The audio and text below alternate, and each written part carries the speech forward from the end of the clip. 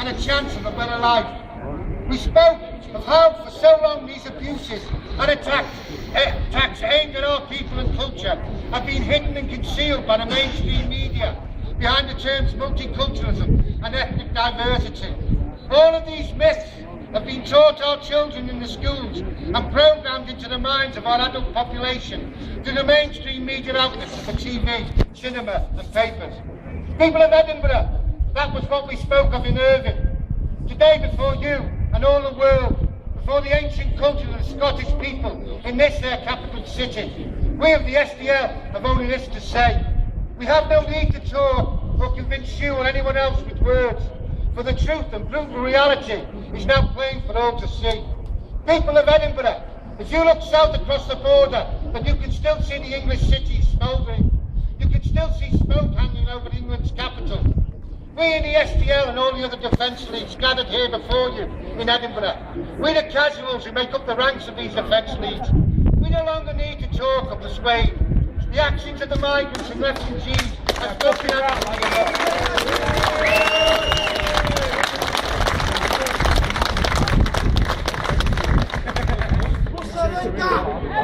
The actions of the immigrants, the refugees, asylum seekers and economic migrants.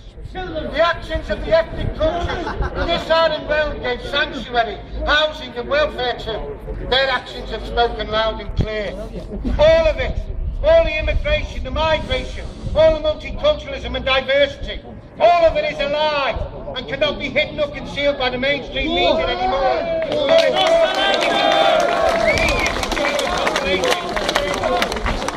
It is invasion, occupation and the total destruction of the indigenous population and its culture.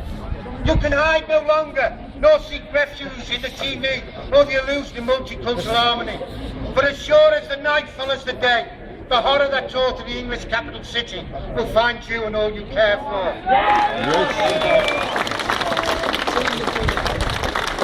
People of Edinburgh, we in the British Defence Leagues will let the images that filled your TV screens and computer consoles speak for us.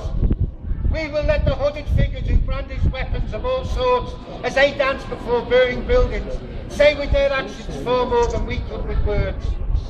For so long, for many of us in the SDL and all other defence leagues, it has been a hard and seemingly impossible task to wake the minds of our people, our families and communities to the threat and the reality of this lie that is multiculturalism.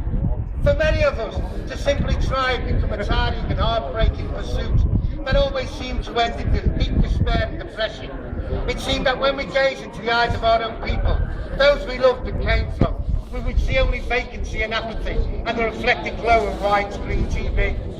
In these moments, each of us would know that those we were bonded to by blood, community and culture were no longer aware of themselves or their ancestry, or the culture they came from.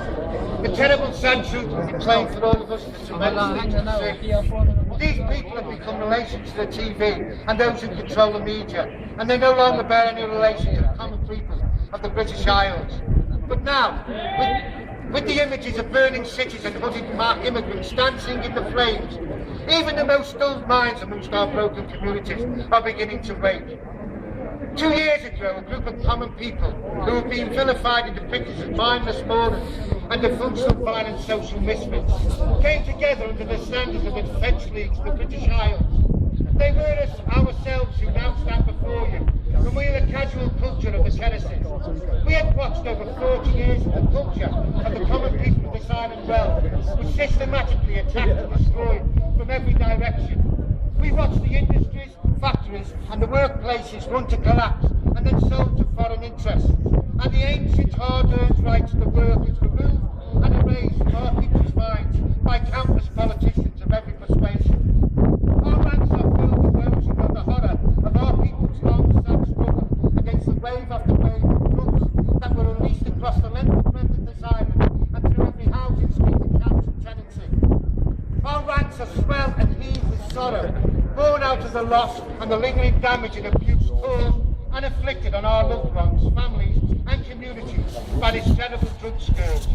We watched and fought our own battles against this scourge.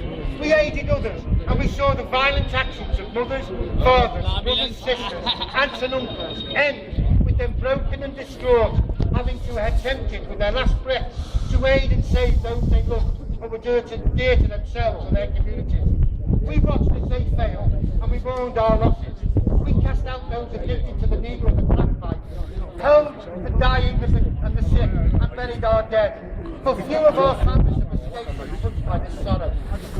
For we casuals, it was clear that the end of our quilt was near, and this left us with only one course of action.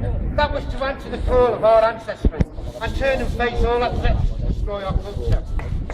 Now, as the cities of the lowlands smolder and the ethnic minorities dance and wave their shining knives, we of the casual culture, born of the common people, we have stood up and stepped out onto the streets. We stood by the people of Luton when they rose in anger.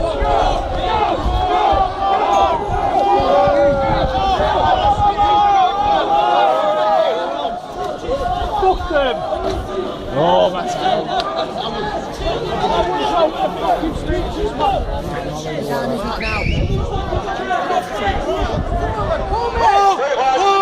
Everybody down! Come on! Come on! Last fight! This is the us, come on! Make ourselves look like fucking bastards! We're back!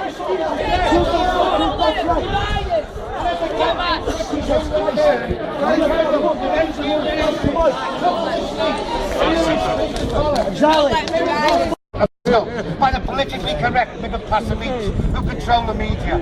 We are casuals and care little for the names others may call us.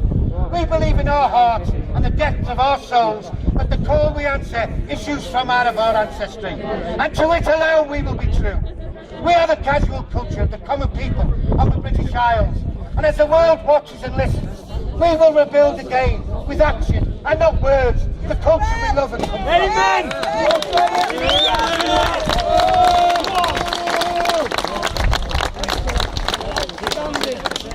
We stand in solemn remembrance of all those who perished in the Two Towers, and we send our deepest sympathies and our everlasting friendship to their families and their fellow countrymen and women. Our hearts and minds are set, and our course is straight and true.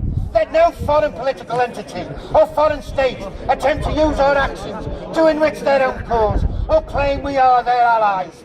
We are the casuals of the common people of the British Isles, and to this ancient culture alone we will stay true. So people of Edinburgh, if you wish, then tell those who are dancing and waving knives amidst the flames of the English cities, Enfield and Eltham were just the beginning. We are coming and growing as we march, and there will be for us and our ancient common culture either a new beginning or an